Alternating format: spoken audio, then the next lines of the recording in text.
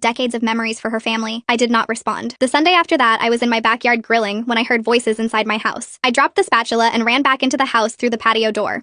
The voices got louder as I crossed through the kitchen. When I reached the living room, I saw all of them sitting around my dining table like nothing was wrong. Dottie was pulling food out of a bag. Reggie stood at my kitchen counter pouring himself water from my fridge like he lived here. The teenagers were eating chips. The older man with the cane sat at the head of the table. The woman with the baby was changing the kid on my couch again. Dottie smiled and said they let themselves in through the back door. She said I must have forgotten to lock it. They broke into my house. I told them they needed to leave right now. Reggie laughed and said the door was open, so they figured I was expecting them. Dottie looked hurt and said she thought we had an understanding about Sundays. I never agreed to any of this. I raised my voice for the first time. I told them this was trespassing. I said I owned this house and they had no right to come in without being invited. Dottie started crying.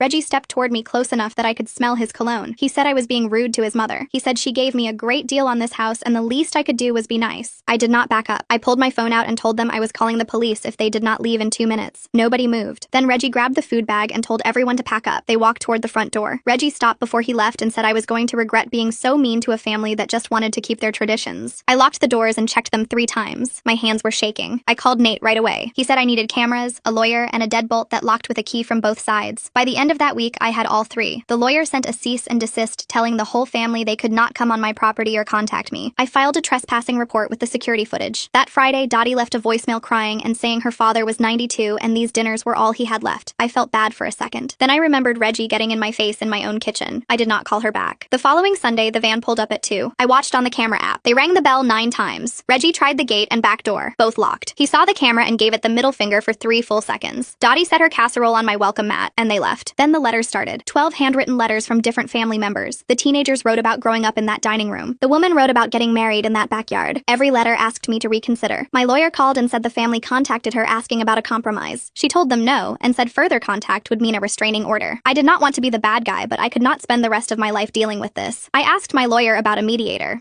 The mediation happened the following week at a conference room downtown. Dottie cried before anyone said a word. She talked about losing her home and how Sunday dinners were all she had left. Reggie said I should have known what I was getting into. I told him their memories did not come with ownership rights. No reasonable person would think a sentimental conversation during a walkthrough was a binding agreement. The mediator asked Dottie if she understood she no longer had any legal right to enter the property. She whispered that she knew, but hoped I would be kind enough to let them continue. Then I said something I had been thinking about all week. I said they could have one final Sunday dinner, but I was going to cook the meal and set the table and host it on my terms. It was the last time. Any contact after that would result in legal action. Dottie cried but nodded. Reggie agreed. The next 6 weeks were quiet. Nobody showed up. Nobody called. Nobody left letters. I moved furniture to fit my style. I hung my pictures on the walls. I put my books on the shelves. The house started to feel like mine, not like something I was borrowing. Actually mine. And I started planning the dinner. Roasted chicken